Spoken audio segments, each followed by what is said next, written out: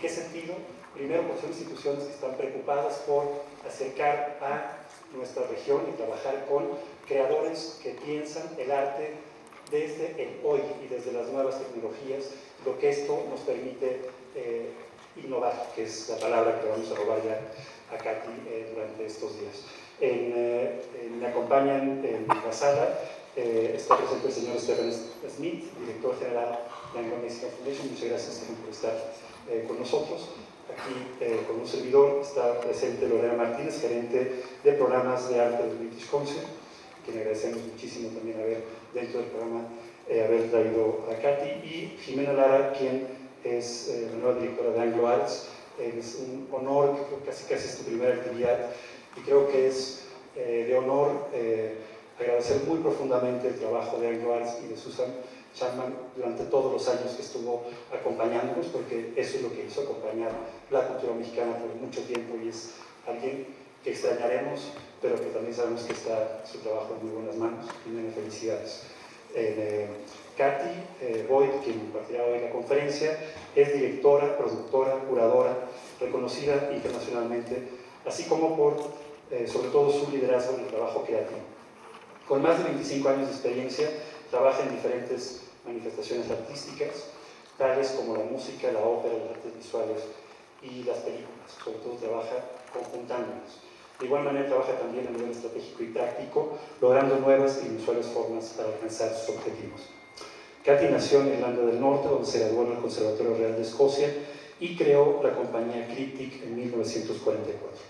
Muchas de las imágenes que hoy verán proyectadas son creadas dentro de esta compañía, que yo les recomiendo verlo, se volverán locos. Es una compañía realmente que trabaja con lo contemporáneo, pero no solo por accidente, ¿no?, sino que trabaja de manera totalmente consciente con lo que lo contemporáneo y las nuevas tecnologías pueden proporcionar.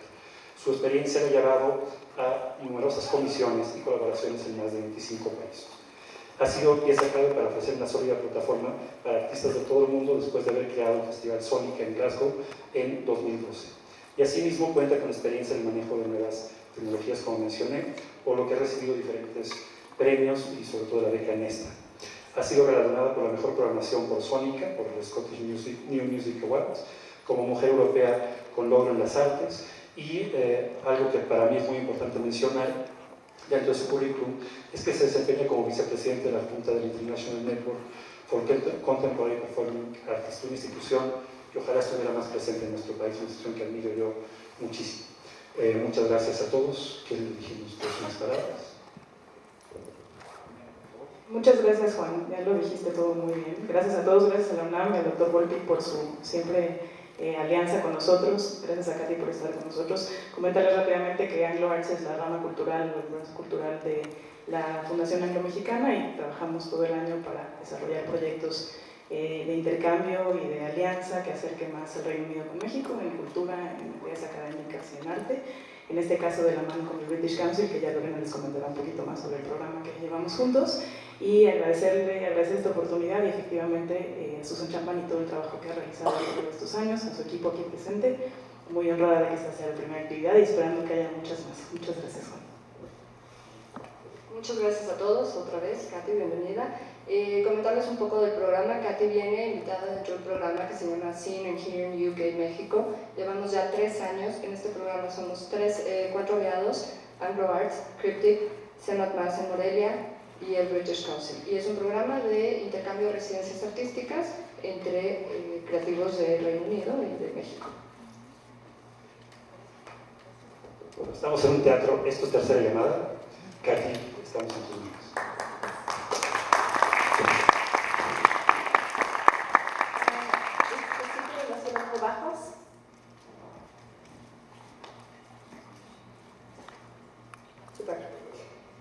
Buenos días, muchas gracias por la invitación para hablar aquí. But I don't speak a lot of Spanish, so I will be speaking in English with quite a strong Irish accent. So I just want to thank Anglo Arts for bringing me to Mexico all those years ago.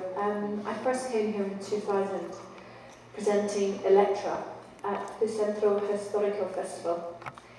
And we have returned several times, both for me to speak at festivals and also presenting Orlando. But what I'm thrilled at is that the next generation of cryptic artists have been presenting in Mexico, which I'm going to talk a little bit about today. I'm going to spend the first half of the talk, or the first quarter, talking about my work as a director, and then I'm going to move on to the development of cryptic and how I've tried to evolve over the years. And then I will talk about Sonica, and then I would like to finish with scene here in UK and Mexico, which you will all hear about. Before I begin, I just would like to give a context to myself. I grew up in Northern Ireland in the 70s, during the Troubles. My life was everyday roadblocks, soldiers on the streets, tanks, and bombs. I was very good at getting out of school by phoning and pretending there's a bomb at the building and we got the afternoon off. But what is important to say about this is I left Belfast as soon as I could. I couldn't wait to escape. And I moved to Glasgow in 1990, European Capital of Culture. At that point, I was going to study at the Royal Conservatoire of Glasgow. I did not know what a capital of culture was. And I discovered a venue in Glasgow called Tramway, which presented work through music, through visuals, through dance, through poetry, and it opened up a completely new way for me to tell theatre.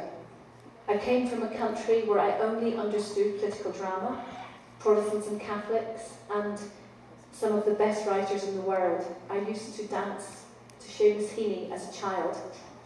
He was a friend of my uncle's. But what's important about Glasgow is that it's enabled me to do so much. And to give you some positioning, because I think it's very important to set a context for where I'm coming from.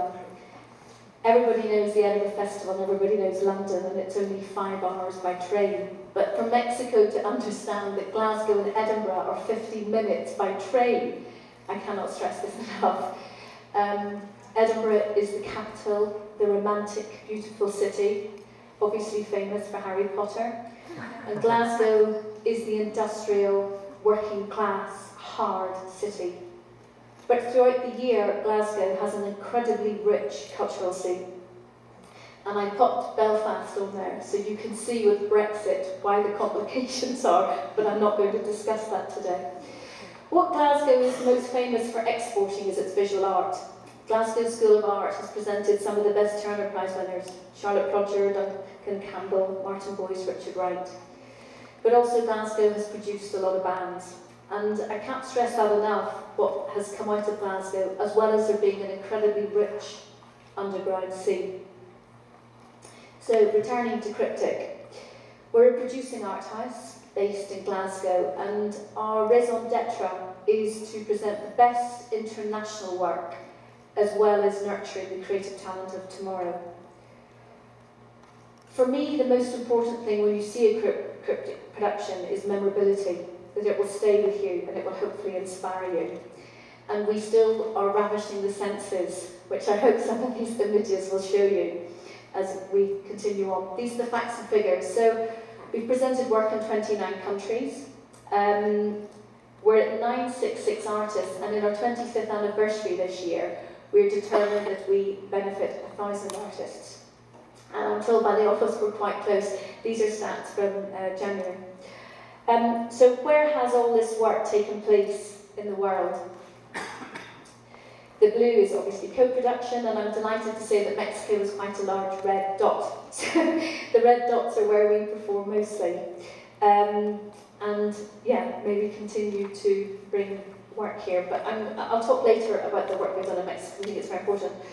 I'm going to touch on just some of the work that I've made as a director to give you a context to the style of work. The reason I showed you Northern Ireland is that I will never present political work. I only want to present work that is beautiful, that lets you dream, and which you could escape. And that's been a very, very important part for me as an artist.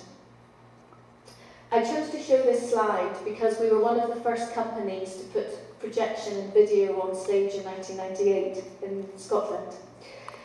This is the production that we brought to Mexico, Electra. Kate Dickie is very well known now as an actress and was also in Prometheus and amongst other films, including Red Road. She's actually in Game of Thrones as well, if any of you watch that. So, Black Over Red with the Latvian Radio Choir at the National Latvian Opera. Each and Every Inch with Super Music from Montreal. Apocalypse, which was with the principal trumpet player from the BBC Scottish Symphony Orchestra. This image is important because my passion has been a lot about technologies and how to incorporate technologies on stage and how you make technologies invisible on stage. And having projected since, as you saw, 1998, this image is important because I actually wanted to go anti the small screen and to look at making things smaller and more intimate. This was the first time ever that we used real-time camera capture, which I started to develop in 2003, but only presented on stage in 2005. We went on to work with some of the best British artists, Gavin Bryars, who's a fantastic composer, and Jackie Kay, who's one of our best UK poets. This was an arts and science project where we were presenting bioluminescence live on stage. Next is optical identity. This is not every year. I'm giving you highlights because I don't want to bore you all. Every year, a day later. I guess what I should say at this point is you will notice the trend that every production is in collaboration with the country. My passion is about how we learn from other cultures and how we collaborate and the exchange. And one of the things I loved when I first worked with the Hungarians in 1998 was they didn't call rehearsals the word répétition, French where it comes from, rehearsal. They used the word proba, which means to try. The Quebecers call it create. And I love this idea that actually you're trying a work rather than repeating a work, because a lot of the works that Triptych has made have all been commissions. This is an extraordinary quartet. And the other thing I should probably point out, which you'll see in this video to show you, is actually not to show you rehearsal, but all the artists memorise the scores, and that's been very important. The next video I'm about to show you is actually from rehearsals. They've still got their score, but it'll give you an idea. Can we get more volume, please? Gracias.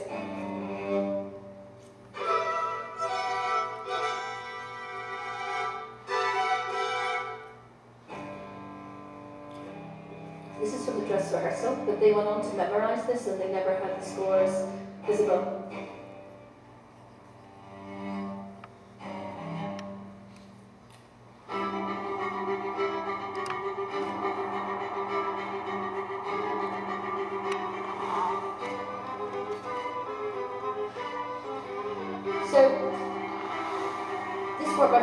Is all about desire, and what you see in the black and white film is actually a quartet. I wanted to film the string quartet naked to show the beauty of the human body and the muscles when you're playing music, because often when you play classical music you are covered from neck to ankles. And I'm very proud of them because they worked out every day before I filmed them. But also we're treating the body as a landscape, and although we didn't intend for this to be a film in its own right, the film went out and was shown at film festivals afterwards. It was shot in Singapore.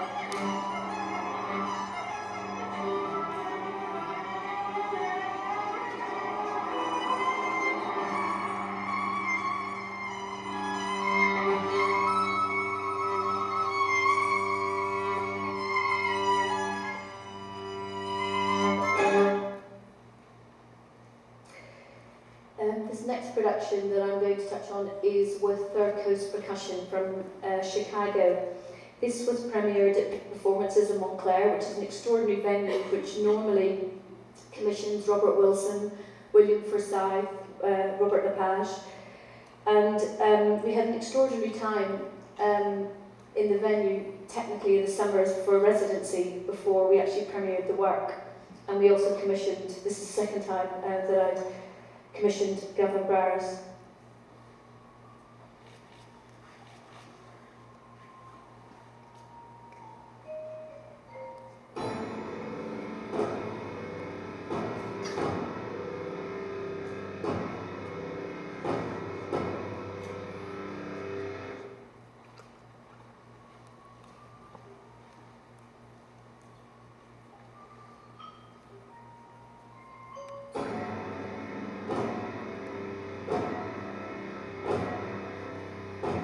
Again, you'll notice with this there are no scores.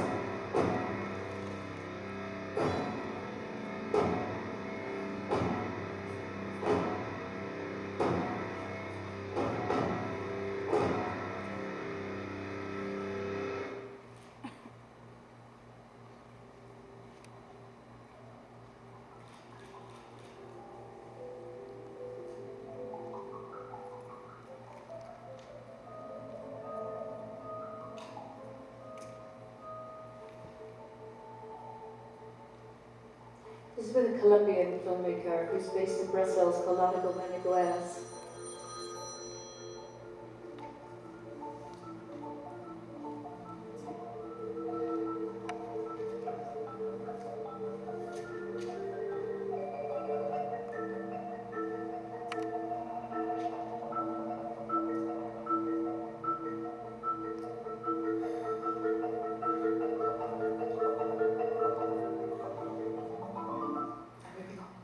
So, after 17 years, I decided that I wanted to make way for the next generation of artists. It's very easy as an artistic director and founder of a company to remain in the seat and to continue to direct.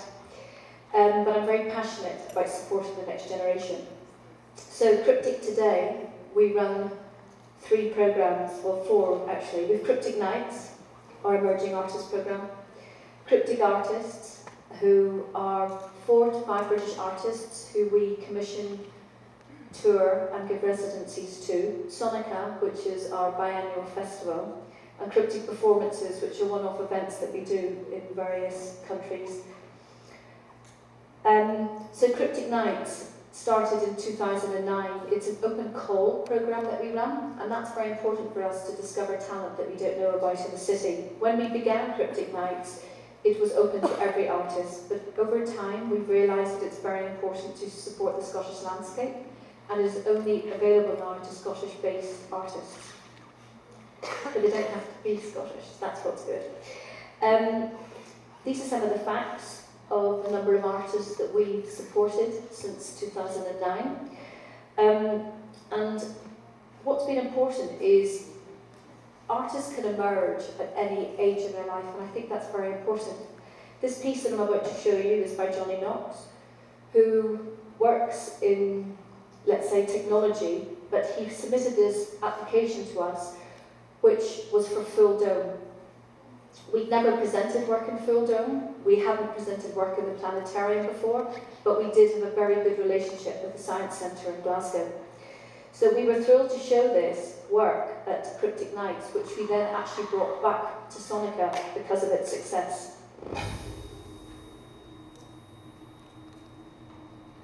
Can I ask that with the sound level that you make the video louder, because I'm louder than the video, which is not so good balance-wise. If you can bring up the sound, please.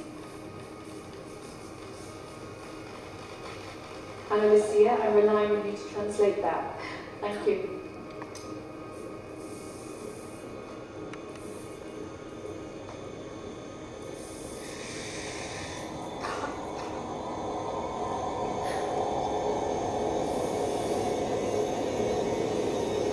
So this is 360. You're lying on your back in the planetarium, and it's completely around you. This is not flat video. Unless we all were to move you to the planetarium, I couldn't show you this. So anyway, and this is a Danish artist who's based in Glasgow, who I'm very passionate about, Maria Brender, who applied to Cryptic Nights, but her photography is absolutely extraordinary, and it was a music performance. So what I should say is that every Cryptic Nights application is about sound and music and what artists want to do with that in a non-traditional setting. We do not present traditional work. So Cryptic Artists was started in 2011, and that's a natural trajectory for artists who have applied to Cryptic Nights to move into our Cryptic Artists. They receive commissions, residencies, and are very lucky to tour internationally as well. They're benefiting from me and my colleagues' contacts of 20 years. So the first Cryptic Artist that we appointed was Josh Armstrong. He's an American based in Glasgow, who's lived there for about 8 years. And this was a turning point for the company as well, because rather than commissioning work, we suggest that he stage an existing work. And many of you will know David Lang, The Little Match Go Passin' is his Pulitzer Prize-winning piece of music, which is fantastic. I'll just show you a little clip. And these are some of the best singers from Britain, from Excited. You'll see their names in the credits. It was terribly cold and nearly dark on the last evening of the old year, and the snow was falling fast in the cold and the darkness. A poor little girl with her head saw the little which were white, so the little flew away the wind, so the little girl went on, with her little naked feet, which were white, red and blue with we sit and cry.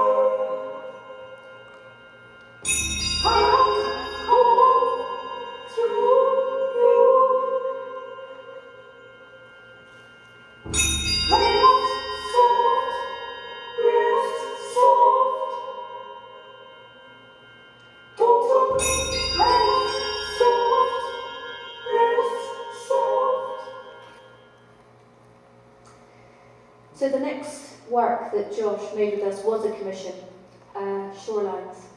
And what we asked him to do, which we'd never done before, was to make these mood boards. And we did this with music,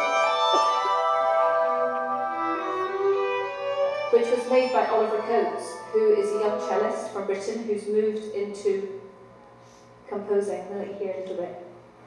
Yeah. What was important about this work is that it was with the Regatta Quartet from the Netherlands, and they approached us to direct them in order to take them to another level in their career, to really push them. And Oliver Coates' music is not exactly easy. What you're hearing is easy, but the final work, they memorised it, and Josh staged them, which I'm just going to show you a little video, because it's completely different. It's all about the Great Flood of 1952, which killed thousands of people in Amsterdam, Belgium, but it also reached as far as Norfolk and Suffolk in Britain as well.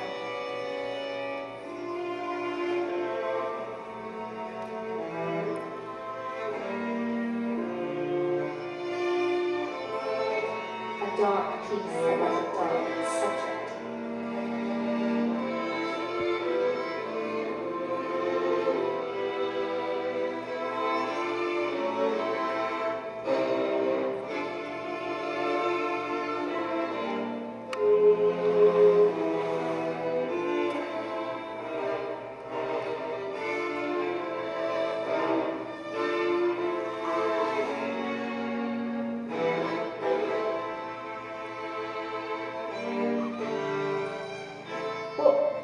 Story about this work is that it went on to win the British Composer Award for stage work, and when we started the project, both the director and the composer were largely unknown, so I'm thrilled at the success of this work. Next we have, again, a completely different work. by the Scottish singer Catherine Joseph. Normally she's at the piano and she has a percussion player with her. And she's certainly not dressed like this. So what I asked Josh to do, actually it was also in response to Shorelines, because it was a piece of contemporary music. I wanted Cryptic to do something more more popular, let's say, and more an artist who's incredibly well known, and actually something which is very unexpected for us. So what I haven't touched on is Cryptic likes to be unpredictable. So this is an important part of it. And we brought in a set designer to work with Josh, James Johnson, Nick Smith, our lighting designer, and as you can see around her are these mirrors. So the idea was that wherever she played, you could see her from every angle in the audience. But also there was a Czech designer, costume designer, who came in, who's created this very elaborate costume for her. But this gives you an idea of how you were able to see her from her performance. It's been incredibly well received, and we're bringing it back to Edinburgh this year, and we're doing a UK tour of it this autumn. It received 6 5-star reviews, which is quite unusual.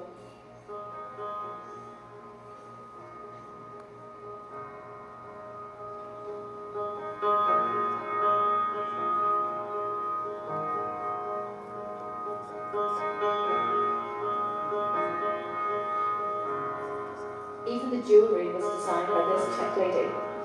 The rings.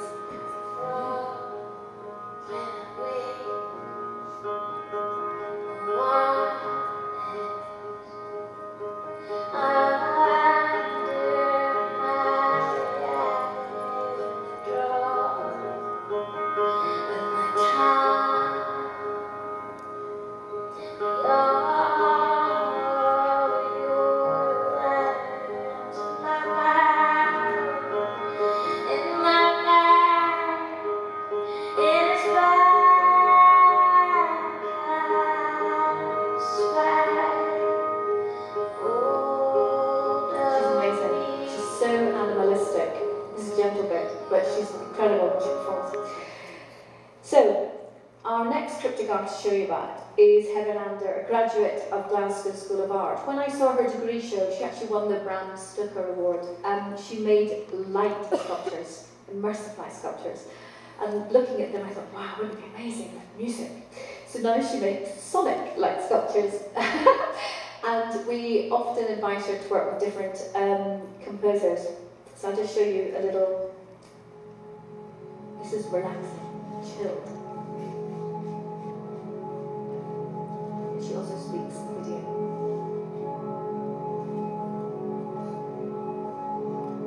I'm thinking about the speed of which digital and virtual technologies are moving forward, not giving anyone time for reflection or the chance to understand what the future holds.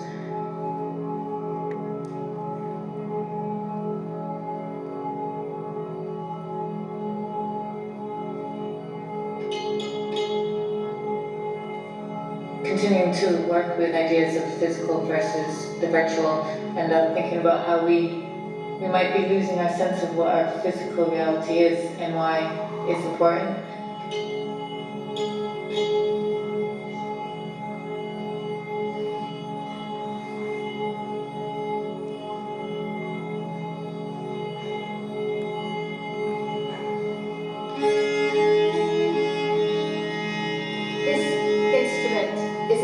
Harper, which is a Swedish harp.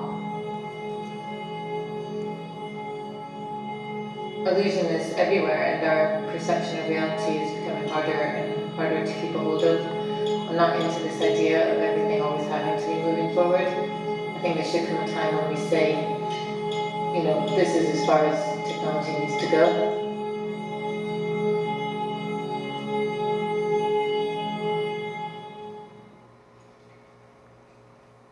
I've realised that the projector is missing all the artists' names at the top, which is a bit of a shame. I don't know if we can push it half a centimetre forward, because we're missing quite crucial information. Go, Elizabeth, thank you. I just realised at the top of it, you're missing the actual artist's name, which is quite crucial to see who they are.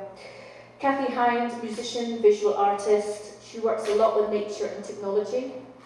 Keep going, keep going. I think you push the whole thing a little bit forward, can you? With a bottom projector. I call Cathie an artist and inventor. What she does brilliantly is that she creates machines. She creates sculptures and machines which she can play. On the right is Tipping Point, which is a musical instrument that she can play. And in the left, you can see her. I know, we just need to go a little bit more forward and we're fine. Push on. We need to know who the artists are. I'm just going to show you a little extract from her. We can drop it a bit, actually, the bottom one. Super. Sorry, you'll be annoyed that I brought that up. Oh. Perfect. Muchas gracias.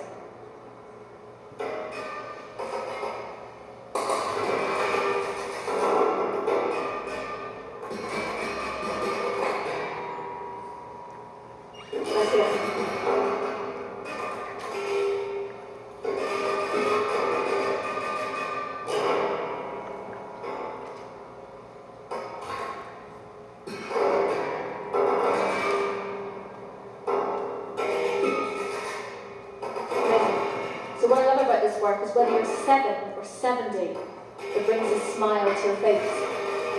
She's quite obsessed with birds. Her Twitter is Bird Twitcher.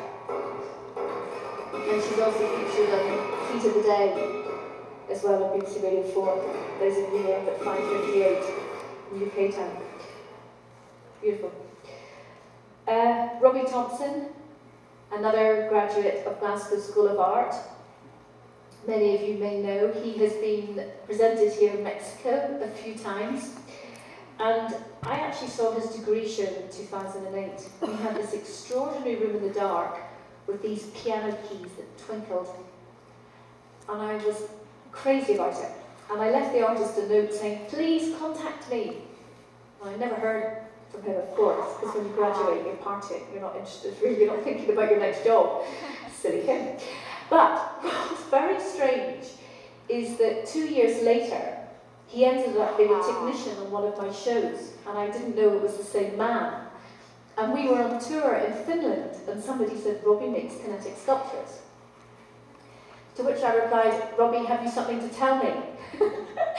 And in this embarrassed way, we said, well, I was going to get round to it. Anyway, we invited him to then show one of his kinetic sculptures in Cryptic Nights. It was a huge success, and he's since become a cryptic artist.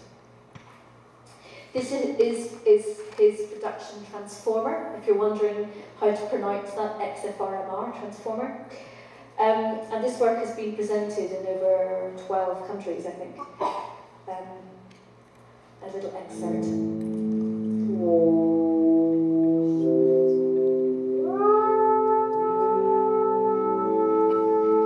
This will wake you up in case you've fallen asleep.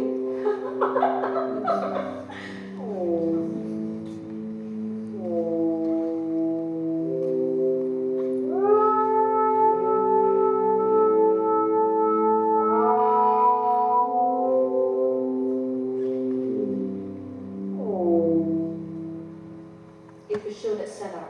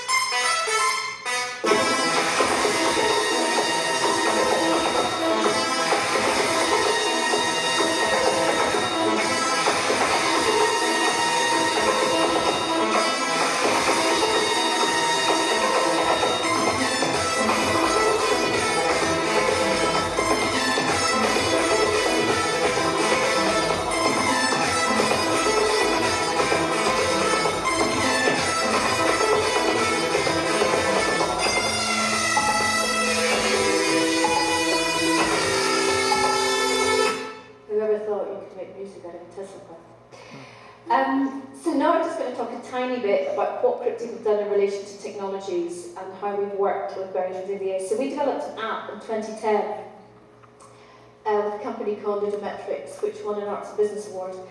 And it was great. We gave people treats, not tweets, it was before the tweeting days, treats through the app. You could download a ringtone and various things. Actually, a ringtone by Craig Armstrong. You may know Craig Armstrong, who is a very well-known Scottish composer who wrote the music for Orlando, which we did, but is better known for Moulin Rouge, World Trade Center, and The Great Gatsby. Extraordinary composer. So we did this between 20 and 23. Is Mexico in there? No. But what I have to say about this is a lot of this that we were doing at this time, we were actually too early. So the great thing about innovating and wanting to be trailblazers is I would actually say we did it too soon. Everyone's developing apps now. What do you use an app for? I use apps for booking travel. Actually, probably is the main reason I use apps and for the BBC News. But I think we did this too early. We developed augmented reality for posters in 2013, and nobody really knew how to use it. It's interesting. Whereas now everyone's using augmented reality. You know, VR is going to pass on really quickly. It's going to be, well, seen it, we're all into AR. So this is one of our posters from the Edinburgh Festival in 2013. If you look at the bottom left corner, it's the App Store, download your app, your cryptic app, and then underneath that it says download Erasmus. And then what happened was this. Oh, I've gone too fast, sorry. It'll play itself, please. Is it playing? Yeah. There's no sound. Oh, there is.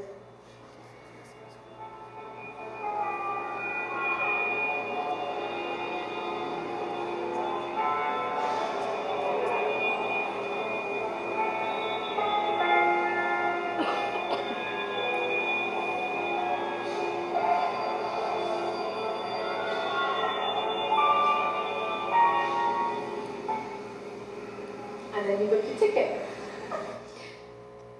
I mention this because actually, yeah, for us, we did it, it was sexy at the time, but actually I think today we could do far more with technology. I'm just going to now talk about Cryptic's 20th anniversary and a production that we made for the Commonwealth Games. This is the Science Centre of Glasgow, and this I wanted to be our stage. And we pitched to do a production which would celebrate Glasgow's nautical past. And rather than having a floating stage, which is the most obvious thing here, we decided to have boats as our stages. However, my challenges making this work, I'd never worked outdoors, I'd never worked with pyro, I'd never worked in water, I'd never worked with aerial dancers. But I also wanted to work with a diverse range of musicians that we'd never worked on. I wanted to present something slightly bonkers, but incredibly popular. But I only had 3 days on the Clyde to make it. We were also within the inclusion zone, so what did that mean? That we couldn't approach corporate sponsors. We had to raise 6.3 million Mexican dollars. But as we went for fundraising, and it should have been a 24 million Mexican dollar project, we realised that the trust funds weren't coming forward because we were part of the Commonwealth Games, but we were part of the culture programme. So how do you bring more value to a production? You bring partners. So we partnered with the Glasgow Science Centre, we brought in Walk the Plank, we brought in All or Nothing, and I brought in the Royal Navy. And when I approached the Royal Navy, I approached them a year in advance and I said, I'd like a helicopter, I'd like your largest ship, I want the military bands, and I'd like the Royal Marines. So what did I get? Well, I'm going to show you later, I'm going to keep you guessing. And sadly, actually, they did offer a helicopter, but Glasgow had a very, very tragic helicopter crash, so it was not appropriate to have a helicopter in the production. But these are the dancers, All or Nothing. Every band came in on a boat. So the boatmen came in, folk singer. We have, if you go to the front of this isn't actually Oliver Coates who wrote Shorelines, and he said this was the best wedding gift he ever got. It's his to-be wife behind him singing on a boat with an aerial dancer in the middle. And then we have this beatboxer, fantastic, Big Taj on a little puffer. And this is one of the boats, ships, sorry, I should say, that the Navy gave us. But one of my challenges I had was the Clyde was not deep enough, so I had to get the Clyde dredged.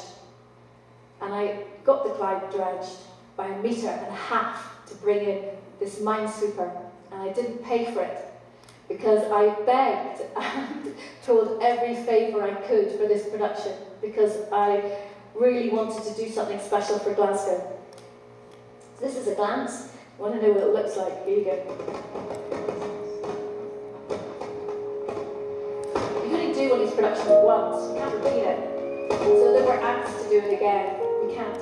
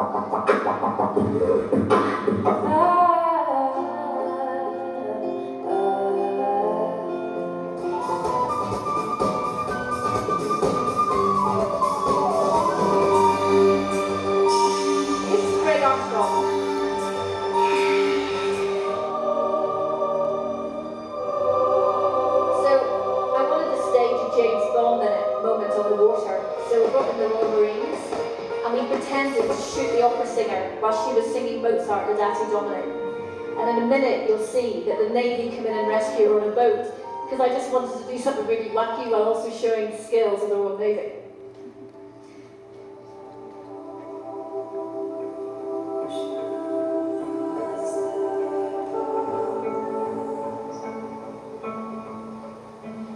All I can say is getting a meteorite or something of this, and I'll explain that later.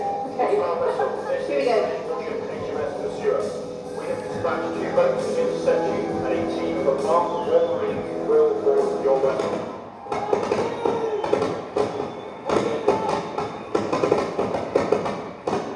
This is HMS Banger, which was absolutely fantastic. And what I loved about working with the Navy was the military precision. When they did their first rehearsal with me, the Royal Marines, they'd never come out before to show their skills.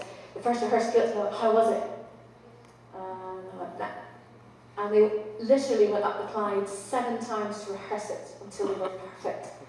And it absolutely gave me the bug for working on a large scale. And where's bigger but North Korea, the mass games? Stay curious. So, what happened with Sound to Sea? We had a request for 12,000 tickets, but we only could have 4,000 to watch it. So we decided that we would actually broadcast it live at the same time so people could watch it. Well, anyway, I think 10,000, sorry Chris, watched it live. But what I want to say about something like this is you can do these projects and you don't have a lot of money. Money doesn't give you everything. It's about planning, it's about trust, and it's about taking risks. And every partner on that project took a risk with me. You know, people were asking, oh, will this happen, will this happen? And many of them had not worked with us before. And the fantastic team at Cryptic delivered this because it was, you know, important to, let's say, do something different. So, Sonica. Sonic is a festival that we started in 2012, Sonic Arts for the Visually Minded. It's music which is visual, or visual art which is sonic. It's in Glasgow, it's biannual, it's 11 days, and it's across 10 venues. So it says at the bottom, installations and musical and audio visual. So we've had over 800 Sonic Arts events since we've started the festival. The first one was 2012. We then did 2013, thinking we'd run an annual festival, but I decided that biannual was better because it gave us better planning and time to travel, as and when I'm in Mexico now, to look at work for a future Sonic Festival. So our last edition.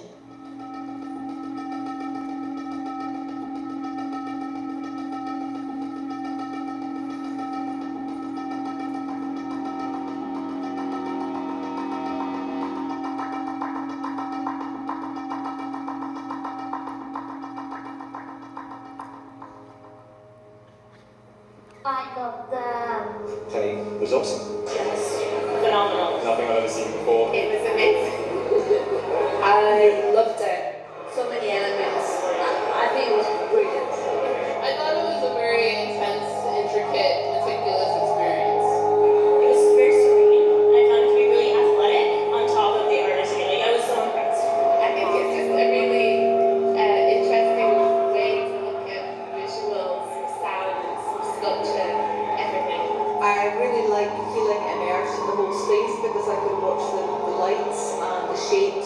behind me and the sound was all around me. It was just transformative. It really was. It swept you in so that you concentrated on it, but at the same time led me to think, to wonder.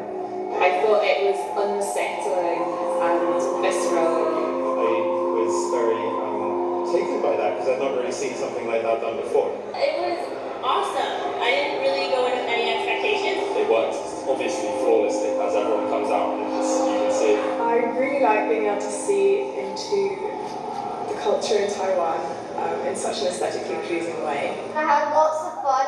It was lovely hearing all the different kinds of sounds that you make through every phone microphone. I thought it was really brilliant, it's really creative, and it was really perfectly done. The music to it is really atmospheric to begin with, and I just loved it with it.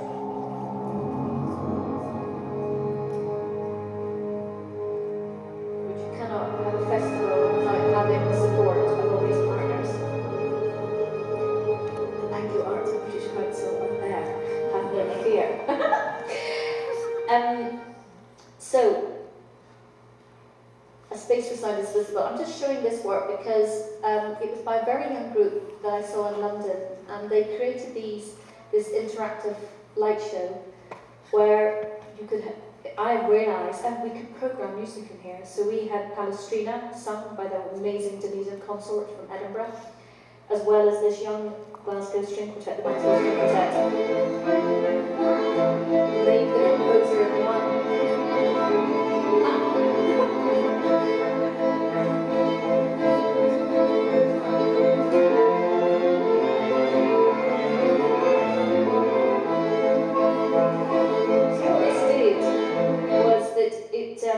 It ran as an installation during the day, so you could visualise the sound waves, but we were also able to programme it throughout the festival. And we were very fortunate that with our partnership with the Glasgow Science Centre, we were able to show it for 3 months. So, opera with no singers or no live musicians. I wanted to show this because I think this is a brilliant example of innovation. This is a young group from the Netherlands called Collective 33 and a Third.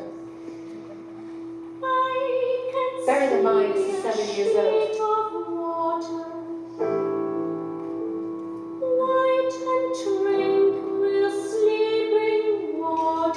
Ah, but gentlefolk, should any of you ask me what it means, alas, there's but a single true reply. The echo of an echo of a sound.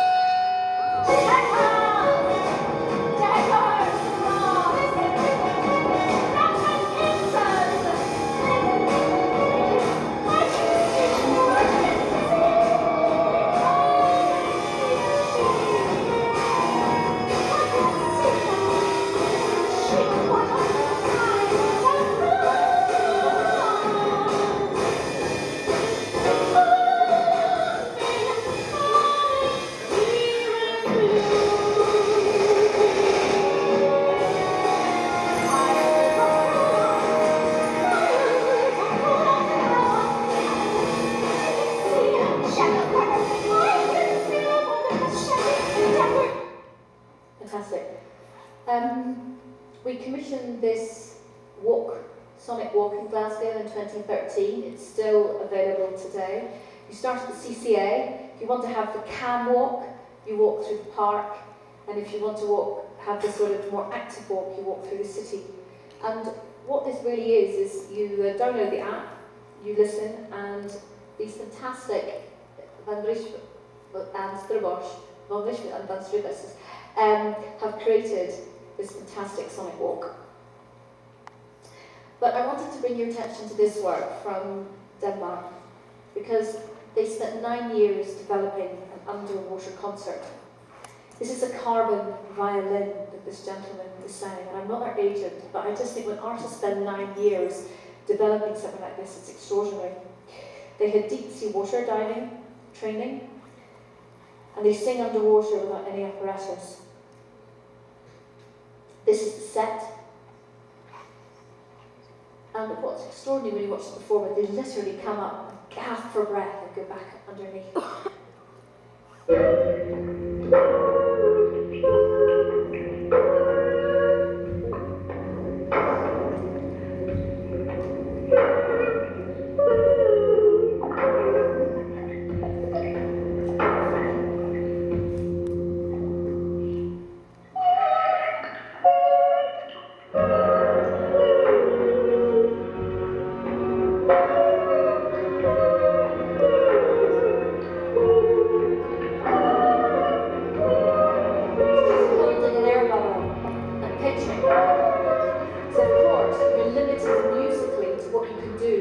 submerge underwater.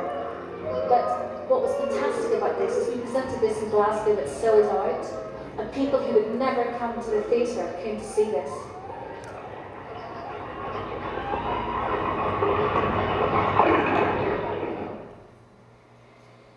So the venues that we work in, just to give you a sort of glimpse of what Sonic is about, it's not just about programming tramway, and this is the venue I mentioned when I moved to Glasgow in 1990 that changed my life. We programme the Hamilton Mausoleum, which is a 16-second delay in North Lanarkshire, which is stunning. This is it inside. Kelvin Grove Bandstand, where you saw the Megaphones project. Govan Hill Baths. Empty baths are beautifully sonic and resonant. We love them. And this is Glasgow University Memorial Chapel, where this particular project actually, we had sonic mapping, so you would point your laser gun and it would come alive sonically and visually. But to come to Titan Crane, I wanted to commission a work for the top of this crane. It's an extraordinary landmark in Glasgow, and they've never had an arts event up there before. So what I'm thrilled about is that the BBC made this little excerpt.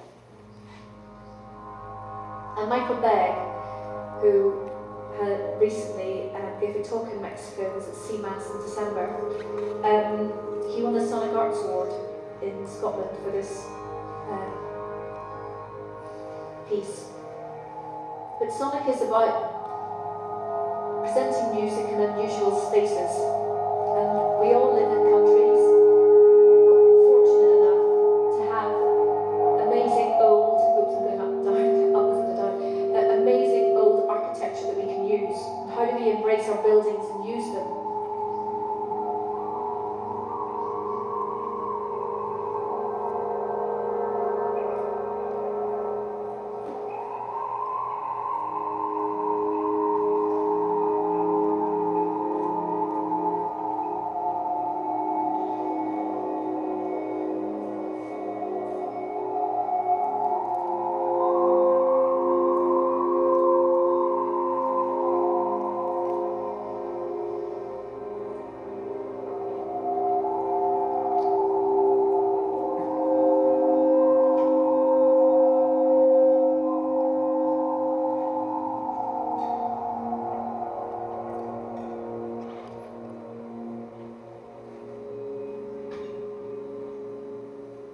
Going to see and hear not what they expect. And I hope it's a place that they want to come back to. Because Titan Crane, it's a monument to the industrial age of Glasgow. And Michael Begg, the composer, has written a beautiful piece of music. And it's not all wheels and engineering like people would expect. It gives you something else.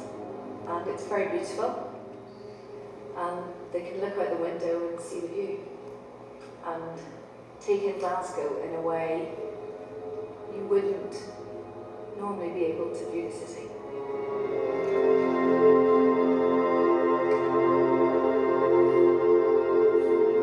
What I was thrilled about was actually the amount of coverage that this got for this organisation. Now I'm getting the feedback.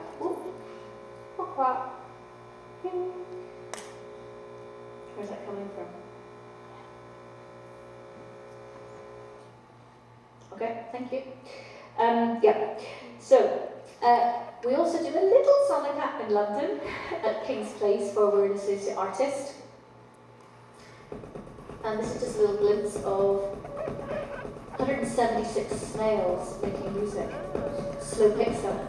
It was my joke on Brexit, because the French can bring the snails in. King's Place is an amazing venue. Oh, that's gone on. So, and one of the things that I'm thrilled about is that Sonic is called Bonkers but Brilliant. I wanted the company to all get t-shirts for this, but I've not been allowed it so far. Anyway, the next dates for Sonica are this, but what is most important to talk about is our Seeing, Hearing UK Mexico project. And I have to thank Anglo Arts for bringing me here and introducing me to all the artists over many of the years.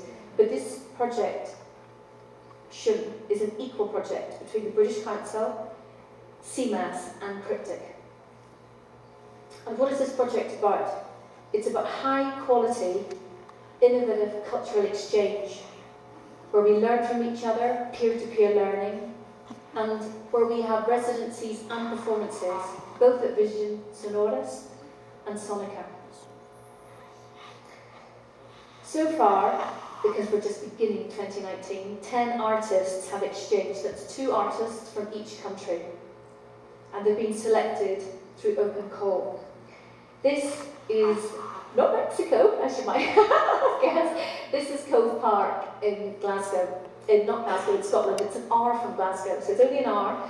And what's extraordinary about it is the Wi-Fi is very slow. So artists are not stuck online. They're really in their own environment. And I have to say, in my years as an artist, I always felt that I was a much better artist away from home than at home, because you do not have your day-to-day distractions. This is Jair Lopez, who was at Cove Park last year, giving his talk in Glasgow. Edward VC, in one of his performances. And then at CMAS, Michael Begg, in his performance, Lucy Holland, Cathie Hind. These are some of the workshops, actually, that she gave at CMAS. And Robbie Thompson at Senart.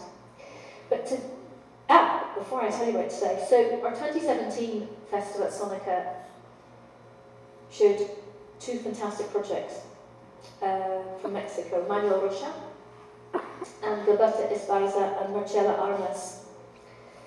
This is Manuel Rocha's Extended, which you can see at Ex Teresa at the moment. It's on to the end of the month. I really recommend you see the Sonic Arts exhibition.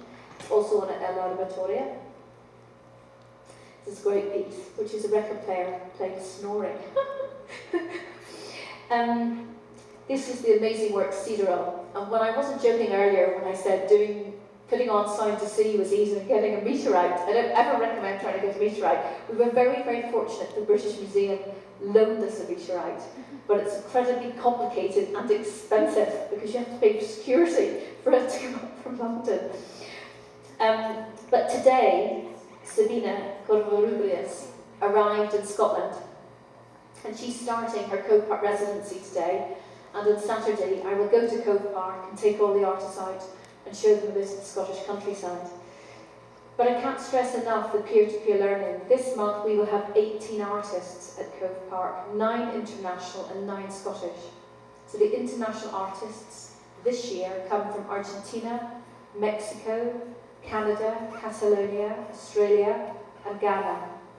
We have 2 Australians and 2 Canadians, and then the rest are Scottish-based artists. So at this point, because my 80 minutes are up and I'm not to talk too much, I would just like to say muchas gracias to Anglo Arts and the British Council.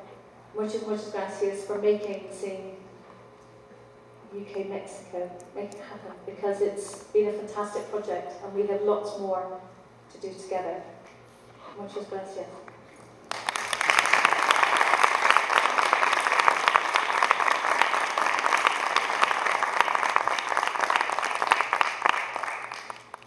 So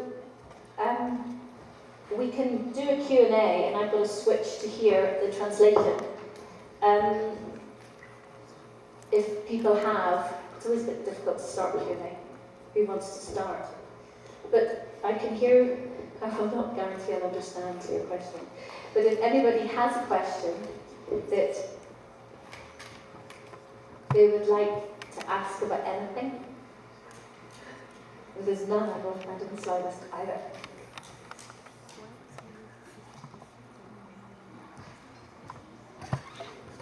Anybody? No?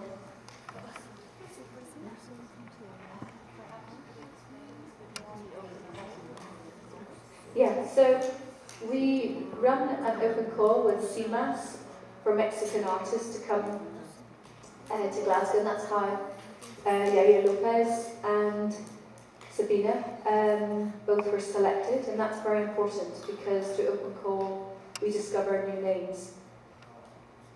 And we'll be running another open call, I think, later this year.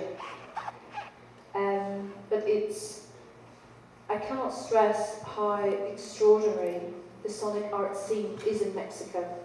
And if you go to the exhibition, which has been curated by 6 artists and 2 curators, it is absolutely extraordinary to look at the wealth of knowledge and talent that Mexico has. And I'm delighted that Manuel Rocha last Sonica gave a talk on the history of sonic arts in Mexico, and that all the artists at Sonica and the audiences were able to hear it.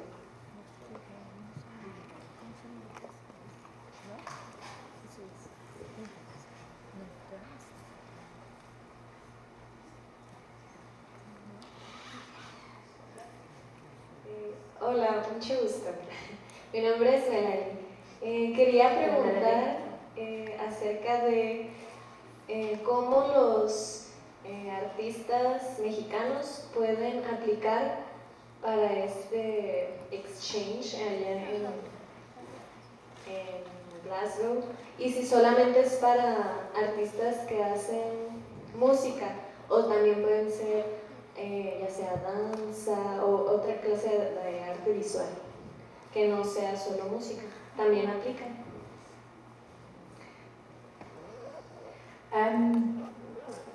Cryptic does not work with dance. I'm afraid. I love dance. I have huge respect for dance. Sorry to disappoint you. But the most important aspect of Cryptic is music and sound.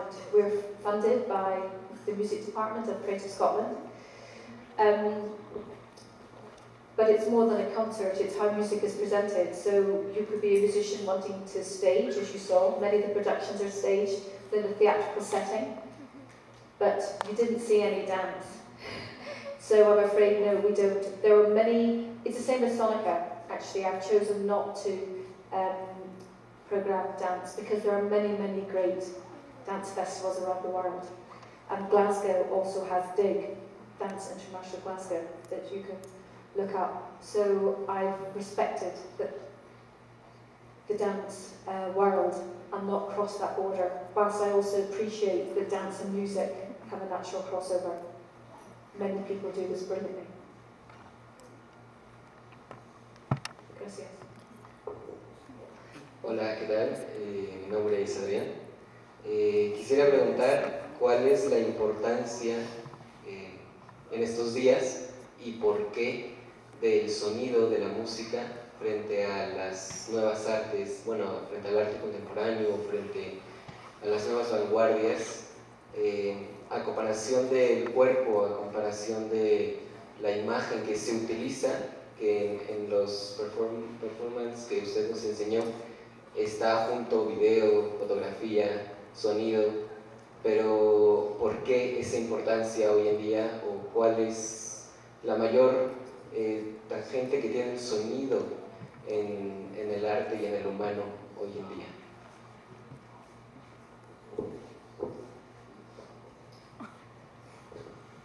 Gracias. Music is an international language. You do not need to translate it. And whilst I began as a theatre director, I very quickly moved to directing opera. I had a freelance career as an opera director, while I also ran Cryptic. But if I understand your question correctly, the importance of music today, music has always been there. It's no different today than it was 4 centuries ago. And it's not just contemporary music, sonic work. We will also present choral work as well as cutting edge sound. But I'd like to think that we're looking at the future and what audiences want. And I'm very aware of the growing importance of audiovisual work. Our minds, our brains are changing with technology. It used to be that we were very used, and I'll talk more about European culture, and forgive me for doing that, but I have seen work here, but in the sense that with technology, our concentration has shortened. You know, people would not easily sit through a 3-hour Wagner anymore, or a 2.5-hour piece of theatre. What I'm faced with is that audiences want something under an hour, and then they have a break. And I feel a responsibility to respond to society and what society is wanting. I'm not sure if I've answered your question correctly, but it's not all avant-garde. As well, you know, you say about being avant-garde. I would say early cryptic was perhaps avant-garde, but I actually now am focused. If you look at something like Catherine Joseph, this is far from avant-garde. This is popular. She's on BBC Radio 6 all the time. Has that satisfied, or? Yeah, okay. Gracias.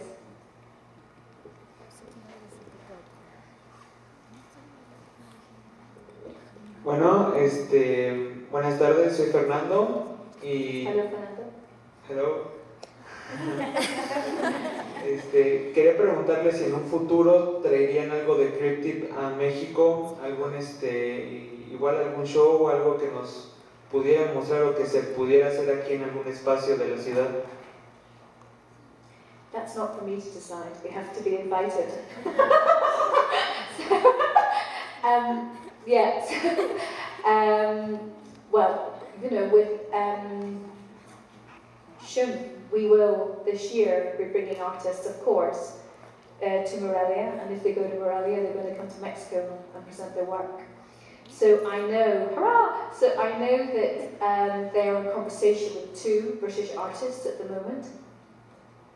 I'm not going to name them because I can't yet because it's not official. But so they will be coming. 2 British artists will be coming to Mexico later this year. Yes, but that's thanks to this program. I'm also aware that Mexico has many festivals. So, and you know, to do a large-scale work can also be expensive. So I respect that as well. But Visiones Sonoras is a perfect setting, and I have huge respect for the team there and Rodrigo Segal. And what I would love is also us to have a collaboration with British musicians and Mexican musicians as well.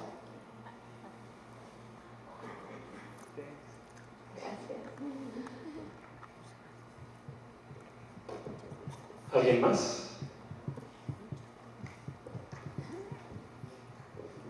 ¿Una pregunta más? Can we bring the house lights up a little bit, please? That would be nice to see people.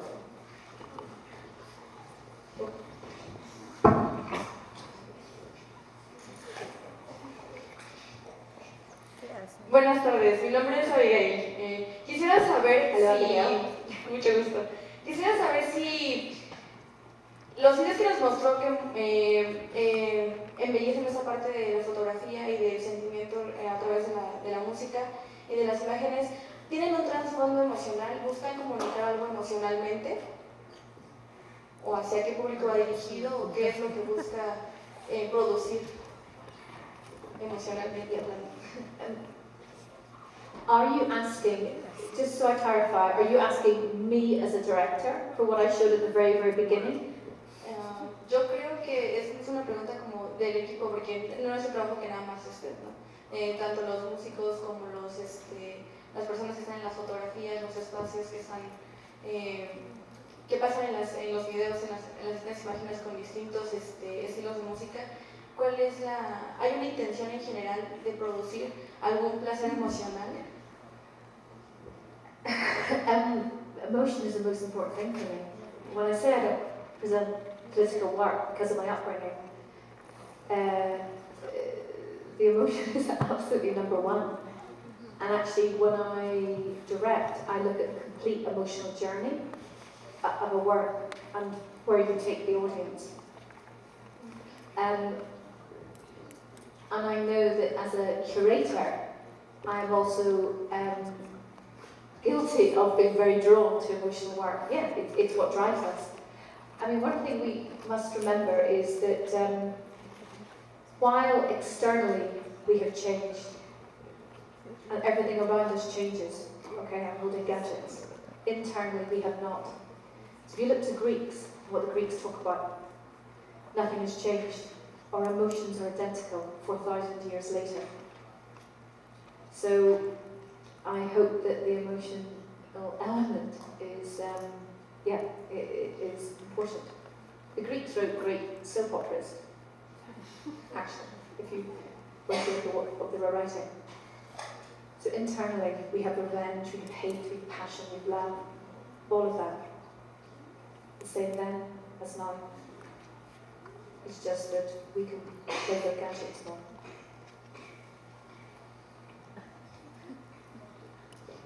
Gracias. Una pregunta más aquí delante y nos vamos. It's Fernando again. Yes. Yo tengo la pregunta, la estaba elaborando. Entonces, lo más importante no es el uso de la tecnología en sí, sino lo que la tecnología puede provocar en nosotros. Absolutely. So, a lot of the time I actually think, well, okay, there's two parts to this. Me as a director, I think technology should be invisible. It just helps tell the story of what you're doing, what you're presenting on stage. But where technology can take us now is extraordinary. I mean, to look at something like that Phil Dome experience, I can't explain that enough. People came out with, you know, mind blown, saying, "Oh my gosh, I've never experienced anything like that." Because of course, in a dome setting, you're floating, you're sinking, you're flying, all of that. And it was the first time that the Science Centre in Glasgow had presented something like that. So, you know, VR takes you on amazing journeys. You know, and I guess where I struggle sometimes with VR is it's a solo experience. And the joy for me of performances in theatre is that we are together. It is a joint experience. But VR is solitary. So when I program VR, I actually put a group of people together in the room, so they're all experiencing the VR together, if that makes sense.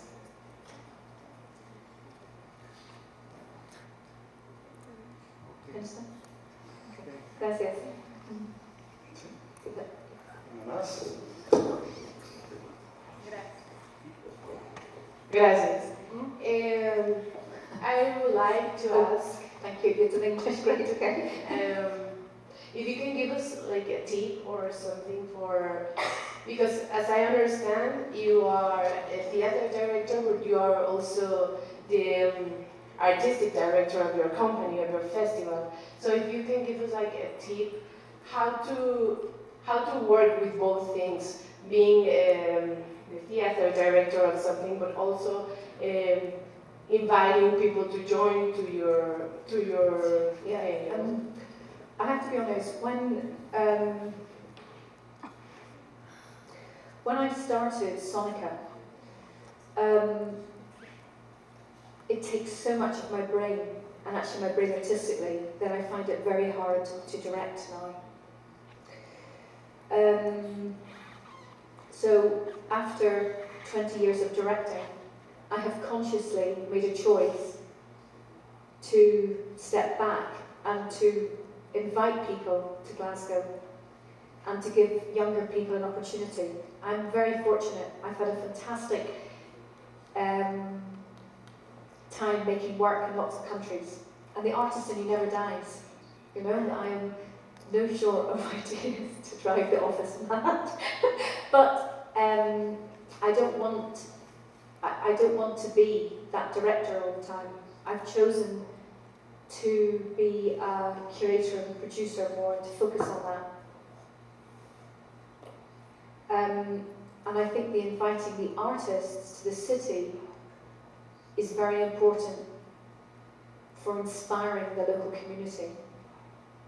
So I know when I moved to Glasgow, its capital of culture, I saw the Mali company from St. Petersburg, I saw Robert Lepage, I saw Gabor Tomper from Hungary, I saw work from all over the world that I'd never seen before, and it was absolutely extraordinary for me. And it's what the brilliance of what festivals do.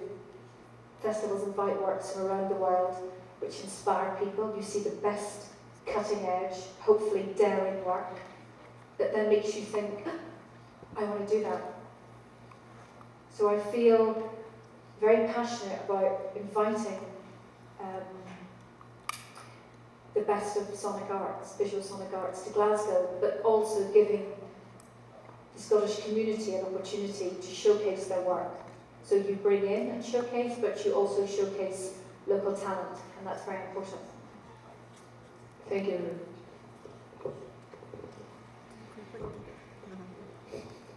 ¿Alguien más? Pues no me queda más que agradecer a Cathie, agradecer a British, al Anglo, a todos los que han hecho posible esta conferencia. Esperamos que no sea la última vez y esperamos sobre todo que estas obras que aquí vimos podamos verlas en los escenarios de la UNAM y también que los creadores de la UNAM puedan ser partícipes de dichas creaciones. Muchas gracias a todos, muy buena semana y nos vemos en el campo. Ana Lucia for translating and also to UNAM for making this talk happen. Muchas gracias a todos.